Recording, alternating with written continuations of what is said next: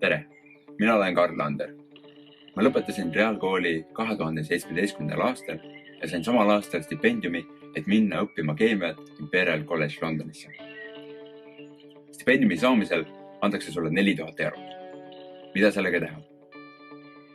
Sul on 2 ilmselget valikut. 1, kas ostad 8000 kummiparti. Või siis kulutad selle üürile ja ostad ainult 1 kummipardi. Selle raha eest saab terve esimese aasta üüri makstud. Või pool, kui sa elad Londonis. Rahast olulisem on teiste kaasnössikate toetus.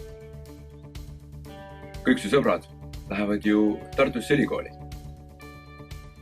Siis on hea teada, et sul on lahedad eestlased, kellega saada kokku välismaal, et teha üks mõnus eestlaslik kokkusaamine. Pole oluline, mida sa oled õppima. Meil on noori õpetlasi kunstnikest insenerideni, teadlastest muusikuteni. On oluline, et sa oled motiveeritud vastu astuma uutele väljakutsetele. Tulge kampa, hakake nössikaks ja vallutage maailma.